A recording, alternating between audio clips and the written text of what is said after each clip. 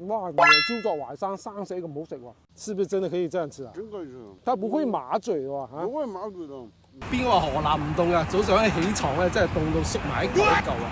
依家先可以醒翻碗牛肉胡辣湯，當地好出名嘅。未諗到飲碗胡辣湯咁好生意喎，排晒隊喎。多謝話，端走。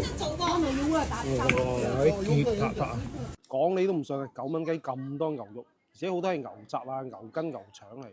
如果食到胡椒啲辛辣味，真係飲完之後咧，全身都發滾嗰種啊！大家嚟到焦作咧，一定要試下呢個叫做紅明牛肉胡辣湯。但係嗰啲包咧全部現包，而且都係老麵發出嚟，好好食。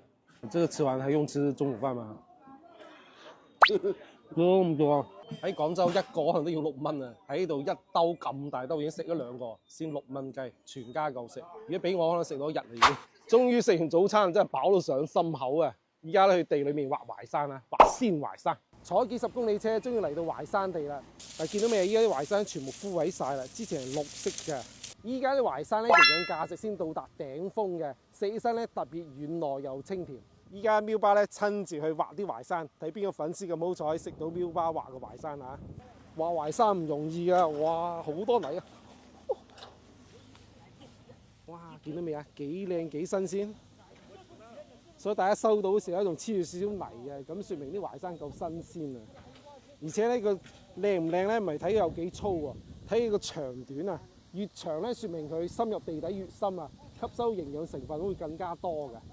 再睇下嗰啲鬚根同毛孔咧，都特別密集嘅，特別發達，見到未啊？咁樣佢吸收到更多營養物質嘅，佢吸收到好多微量元素、好多鐵質，所以佢會有紅瘦斑嘅。一挖出嚟就見到啦。哇！你睇見黏液幾拉絲，佢咪普通嘅雜質嚟嘅，主要由黏液蛋白、生嘅多糖嘅活性成分構成。點解焦作嘅蘆土淮山特別靚咧？因為啲蘆土咧係太行山同埋黃河嘅沖積平原，蘆土咧就好硬身，因為礦物質好多。所以佢生啲淮山咧都會攣攣地嘅，見到未啊？佢會粗細唔均勻，唔會話直不甩嘅。所以唔好睇咁攣咁樣衰喎，咁樣先係正宗嘅焦作鐵棍淮山嚟嘅。呢啲就區別普通淮山嘅主要特徵啦，真正可以做到藥食同源。所以喵爸山長水遠嚟到焦作係有原因㗎。佢哋本地啲師傅咧挖啲淮山出嚟之後咧，可以馬上試食嘅，白雪雪嘅，好靚啊！哇，好清脆，是不是真的可以這樣吃啊？真可以吃。喂，好食喎，又脆喎。它不會麻嘴喎嚇。不會麻嘴的。對，很好吃喎，我係第一次生食喎。先用勾機鬆鬆好，等陣咧再人工咁一條條咁將佢挖出嚟，因為啲淮山咧好脆，唔識挖咧好容易將佢挖斷㗎。